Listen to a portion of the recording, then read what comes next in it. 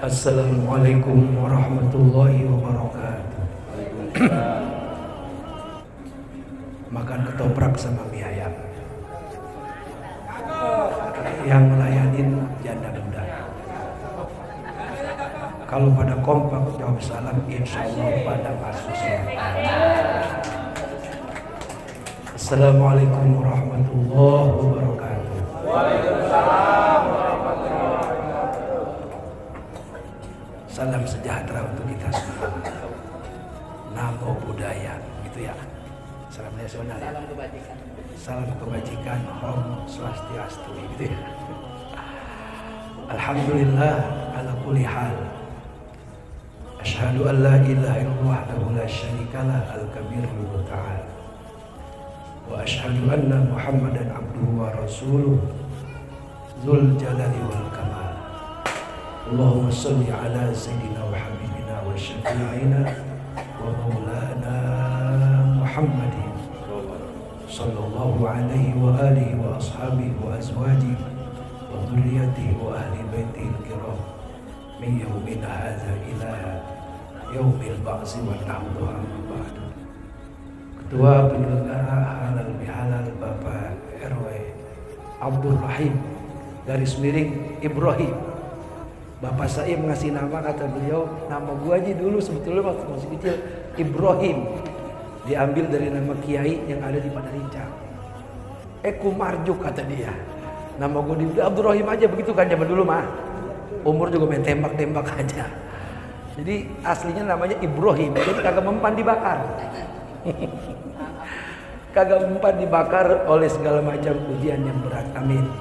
Mudah-mudahan ke depan Bapak RW Ibrahim semakin eksis, semakin diberikan keberkahan, dikuatkan iman Islamnya, menjadi ayah yang memberikan suri tauladan kepada anak-anaknya. Dan semoga bisnisnya juga meledang. Belum ada yang meledak nih.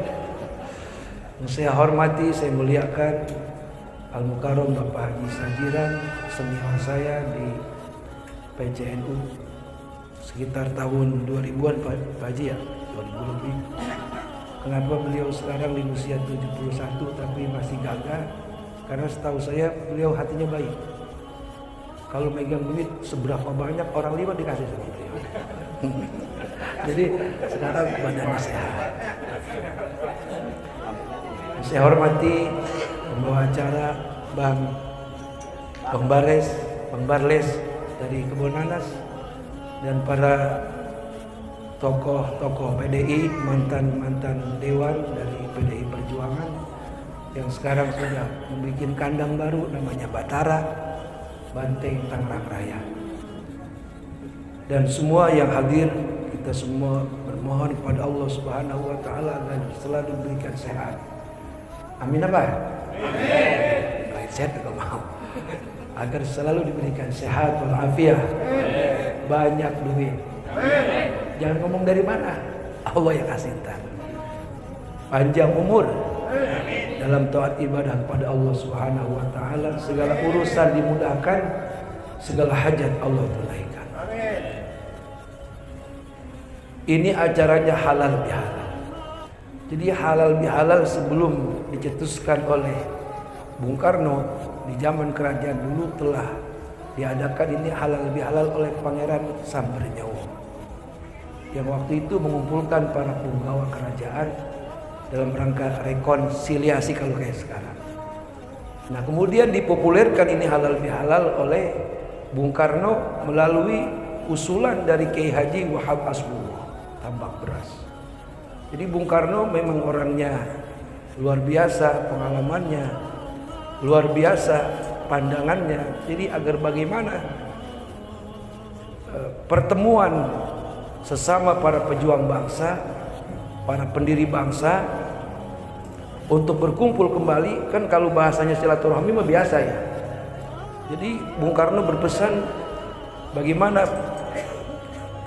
Romo Kiai agar ini acara berkumpulnya para petinggi-petinggi negara dengan satu momen judul yang indah dan bisa menjadi terus-menerus dipopulerkan oleh penerus bangsa, maka didapatilah dari hasil istikharahnya silaturahim saat itu rekonsiliasi para pendiri bangsa sudah berjuang selama 350 tahun, merdeka tahun 1945, tepatnya di tahun 1948 dikumpulkan oleh Bung Karno dengan satu nama, perkumpulan itu namanya halal bihalal.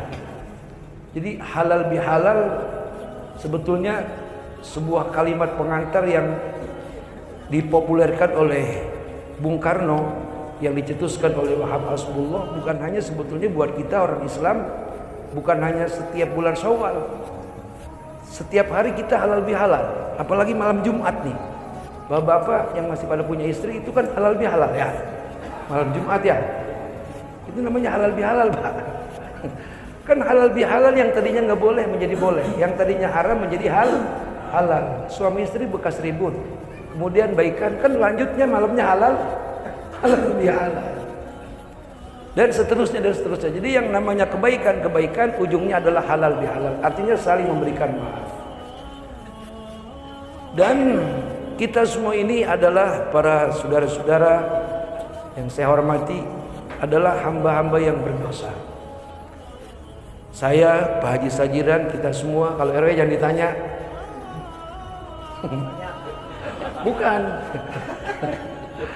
RW dapat pengampunan kemarin karena puasanya full sebulan, tarawihnya full sebulan. Jadi seperti bayi yang baru lahir. Makanya kalau nemu RW susah berarti lagi nete. Karena kelakuannya kayak bayi. Jadi karena kita ini adalah hamba-hamba yang banyak dosa, selalu salah itu pasti, bener gak? Selalu salah pasti. Jangan ngomong kita kagak punya salah, jangan ngomong kita orang baik, gue mau orang bener, gue mau kagak punya salah, bohong. Sesungguhnya makhluk ciptaan Allah yang mengaku benar, yang mengaku baik, yang mengaku nggak pernah salah adalah iblis alaihi laknatullah. Kalau para nabi setiap detik memohon ampun perlindungan daripada gangguan iblis, para wali setiap menit. Kita, kalau kita nih manusia setiap waktu, johor, ntar asar nih kita minta ampun lagi tuh ya, habis asar ngelakuin lagi, nggak apa-apa. Maghrib minta ampun lagi, isya minta ampun lagi, subuh apalagi minta ampun kepada Allah Subhanahu wa ta'ala. Nah, adanya halal bihalal sebagaimana yang Allah ingatkan kepada kita, kata Allah, duribat alaikumuz zillatu aynama sukifu illa bihabli minallah wa habli minan nas.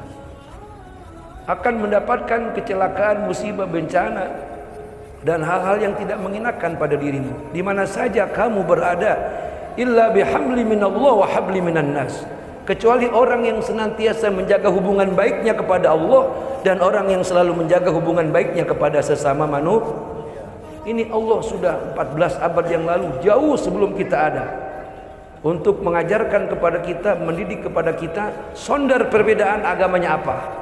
Sebab kita punya satu momen, ada saudara seagama, ada saudara sebangsa, ada saudara senegara, ada saudara sesama makhluk ciptaan Allah Subhanahu.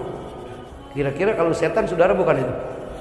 Satu-satunya musuh ciptaan Allah adalah setan. Innahu lakum aduwwum mubin. Karena setan adalah musuh kita yang nyata. Ini mah kebanyakan musuh ditemenin ya.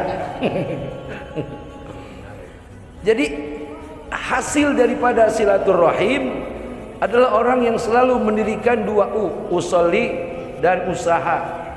Hasil daripada silaturahmi. Nah, sesudah tidak lagi menjabat sebagai anggota resmi daripada partai PDI Perjuangan, ternyata tadi semboyan PR luar biasa, mendukung PDI sampai gepeng. Masya Allah, luar biasa. Itu tidak lain dan tidak bukan cinta kita kepada pendiri bangsa yang pertama, pejuang bangsa yang pertama, yang menjadi momentum 17 Agustus Insinyur Soekarno dan Bung Hatta. Makanya ntar sebelum doa kita hadiratkan Fatihah buat beliau, termasuk Ki Haji Hasyim Asy'ari, termasuk Ki Haji Abdurrahman Wahid. Di tangan-tangan mereka itulah negeri ini berdiri sampai hari ini. Kemudian kita berkaca kepada Iran hari ini, bapak-bapak dan saudara-saudara. Kenapa Iran diembargo 40 tahun sampai memiliki banyak rudal luar biasa? bisa menandingi rudal daripada atom, yaitu rudal balistik yang kalau didentumkan di bumi itu hancur, itu Israel, hancur itu Amerika. Kenapa mereka bisa kuat? Lagi-lagi kalau kita menyanyikan satu lagu Indonesia Raya, kan yang disuruh sama W.R. Supratman apa? Bukan bangunlah badannya, tapi bangunlah jiwanya dulu baru badan. Artinya kalau dia seorang muslim yang mengaku cinta tanah air Indonesia, jangan pernah meninggalkan sholat 5 seminggu sekali ke masjid. Kalau dia seorang Nasrani, pegang teguh ajaran agamanya. Dia seorang Buddhisme, dia seorang Hinduisme, pegang teguh ajaran agama. Sebab agama bukan hanya penghias daripada KTP. Inilah kekurangan bangsa ini, bapak-bapak dan saudara-saudara. Betul nggak? Bung Karno memperjuangkan kemerdekaan Indonesia bukan hanya perjuangan fisik, tapi juga perjuangan rohani. Kemana Bung Karno berangkat, yang beliau cari adalah para ulama. Sebab hanya para ulama yang bisa menyambung hubungan langsung kepada Allah Subhanahu. Itu tadi yang saya bilang, manusia sempurna, manusia yang sukses adalah manusia yang senantiasa menjaga hubungan baiknya kepada Allah. Kalau saat itu Bung Karno tidak menjaga baik hubungannya kepada Allah, sampai hari ini kita mungkin masih terjajah oleh bangsa kolonialis. Betul nggak? Nah, kita merdeka. Malaysia dimerdekakan oleh Inggris, begitu pula Singapura dan banyak negara lainnya. Sementara negara-negara Jazirah Arab menjadi kaki tangan antek-antek daripada Israel dan Amerika. Bener gak? Tapi hari ini kita berkaca kepada Iran, luar biasa, di luar daripada pahamnya sebagai Syiah, tapi hebat. Indonesia juga bisa kayak Iran, bisa. Yang penting koruptornya ditangkap-tangkepin, dihukum mati. Bener gak? Bener gak? Masya Allah, Masya Allah. Ustadz pada sengsara, RW pada sengsara, RT pada sengsara jagain kampung, ya enggak? Kita kalau kagak bikin ormas kagak dapat duit. Bener enggak? Masya Allah. Mohon maaf ini. Para tetua partai hanya bisa memanfaatkan para anggotanya, tapi ketika jadi itu kita ngimpi dapat kucuran dana, kali THR nih kagak ada sama sekali. Masya Allah, inilah kekurangan bangsa ini. Pada nyumpat. Sehingga kalau negara ini kemudian timbul banyak ormas, jangan salahin rakyat. Rakyat kalau kehidupan ekonominya terpenuhi, lihat Iran, lihat itu, bapak-bapak, saya baca literaturnya itu. Ke rumah sakit gratis, sekolah gratis, semua kebutuhan rakyat dipenuhi oleh mulahnya, oleh Ali Khomeini yang kemarin dibunuh. Sekarang Mujtaba Khomeini.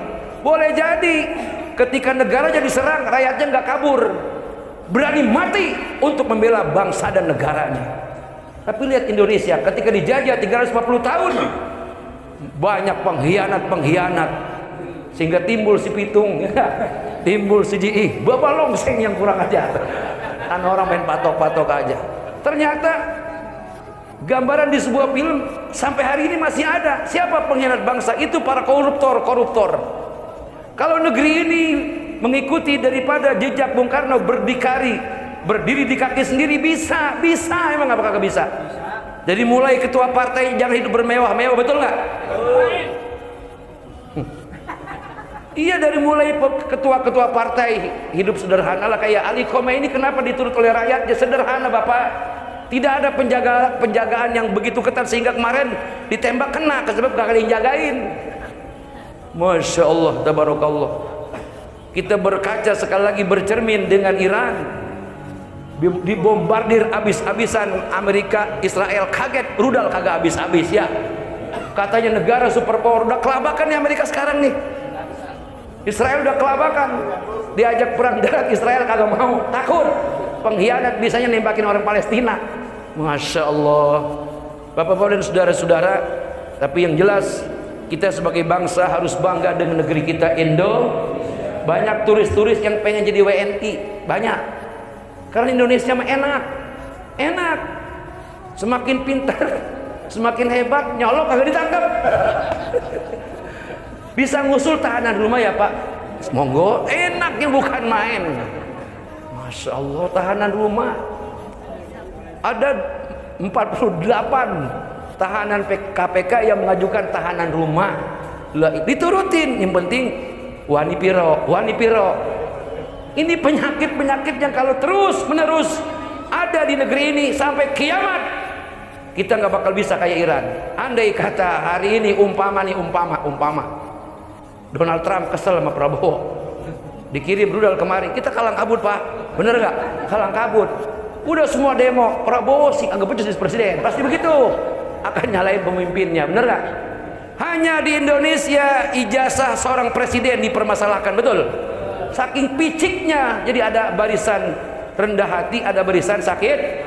Mudah-mudahan ini yang pada kumpul nih, walaupun mantan-mantan, jangan sampai ada rasa sakit. Itu penyakit Pak, bahaya Pak, jangan Pak. Sebab kita suatu saat jadi pemimpin, kadang di saat lain kita menjadi yang dipimpin. Dulu kita pernah kaya, kemudian di saat yang lain kita menjadi orang yang biasa. Itu udah sunnatullah, normalisasi kehidupan. Kaya selamanya, senang selamanya nanti di sorga, amin. Di sorga kagak mati-mati, kagak sakit-sakit. Bini kita ada 72-nya kita pakai setiap malam, kagak hamil-hamil Pak, benar Pak itu. Badannya selalu wangi, kagak minta uang belanja. Makanya Kong jangan pengen kawin lagi, Kong udah tua Kong. Udah mintanya kepada Allah kuat ibadah, mati husnul. Ya Allah, kawinin saya apa bidadari 72. Kata malaikat, ngapa? Di dunia bini gue cerewet banget malaikat. Masya Allah, tabarakallah.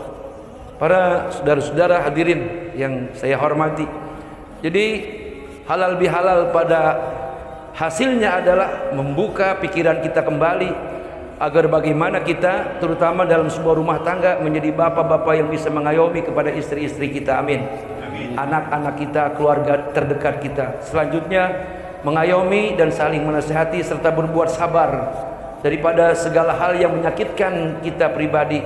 Jangan hitung-hitung jasa baik kita, sebab itu hanya menyakitkan hati. Dan selanjutnya kita, karena hidup di dunia adalah sementara, semua kita akan pulang ke alam barkah, alam baka atau alam barzah.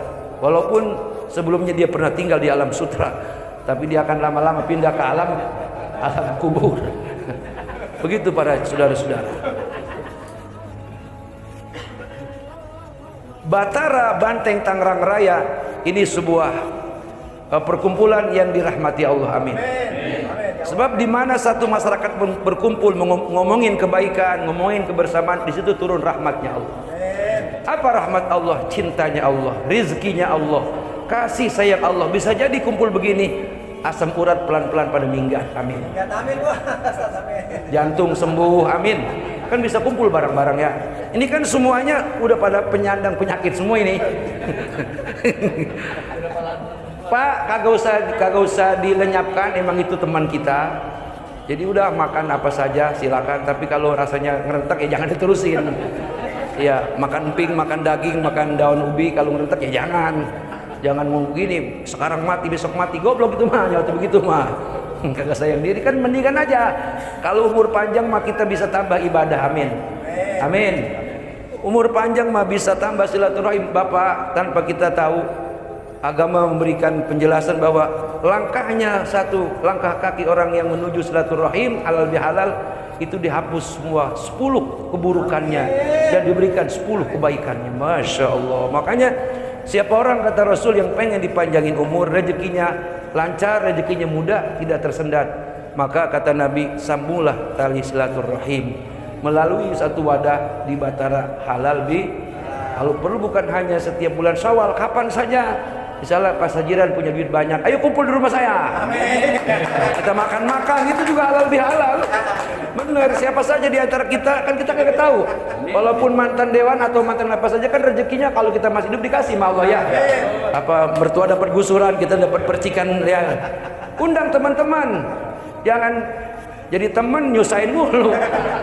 Duit banyak aja, agak ada berita aja di telepon, nomor ganti. Itu bukan di sini, bukan itu mah. Pas udah kagak punya duit, ke rumah kita, Bang Barles, Masya Allah. Atau kita lu kemana aja? Waduh, gua duit kemarin banyak habis, gua gila kawin, gila biduan. Terus kali lu punya duit berapa kek? Gua nih mau pulang gak punya ongkos, sabar geledek dulu. Jangan sampai itu. Ya, jangan sampai ada di antara kita yang kayak gitu ya. Para bapak dan saudara-saudara yang dirahmati Allah Subhanahu wa taala. Jadi dalam Quran kata Allah Subhanahu wa taala, wa'tasimu bihablillahi jami'an wa la tafarraqu. Hendaklah kalian berpegang teguh pada tali agama Allah. Artinya sebagai muslim taatlah beribadah. Sebagai penganut agama lain taatilah agama yang kamu anut. Kemudian wala tafarraqu, sekecil apapun urusan jangan membuat bercerai-berainya sebuah perkumpulan yang sah. Sebab kata Nabi, al jama'atu rahmatun wal firqatu la'natun. Berkumpulnya banyak orang akan menurunkan rahmat dan perpecahan akan mengundang laknatnya Allah Subhanahu. Kan dengan begini minimal kita bisa menyegarkan muka kita, agak asam bisa ketawa ya Pak ya. Hati kita juga bisa damai insya Allah. Terus kalau ada yang cakapan dikit bisa nyuci mata. Yang kata ya kira-kira kayak begitu. Tapi sekali lagi kumpul kayak begitu niatin ibadah. Sebab kata ulama bersumber daripada Rasulullah bahwa orang usia di atas 50 tuh setiap johor, asar, maghrib, isya, subuh selalu dilongokin oleh malaikat Israel. Beruntung hari ini malaikat Israel ngelongok kita lagi silaturahim. Sehingga kata malaikat, ya Allah panjangin umurnya. Dia sedang berbuat kebaikan. Makanya kalau ada aki-aki lagi joget, aki-aki lagi mabok, malaikat kesal. Untung aja malaikat masih mengikuti SOP dari Allah. Kalau malaikatnya badung, gua cabut aja nih kata malaikat. Jadi begitulah. Jadi tetap malaikat walaupun kesal sama kita nih, yang bandel atas perintah Allah atau orang yang melanggar larangan Allah, tetap malaikat juga kesal. Lantaran SOP-nya belum turun, jadi dibiarkan dulu. Jadi makanya mudah-mudahan kita semua oleh Allah Subhanahu wa taala dikuatkan iman Islam kita. Jadi orang Islam jangan sembahyang mulu, cukup sehari semalam 5 kali aja. Habis johor jangan sembahyang lagi Pak. Ntar sembahyang lagi habis asar jangan sembahyang lagi.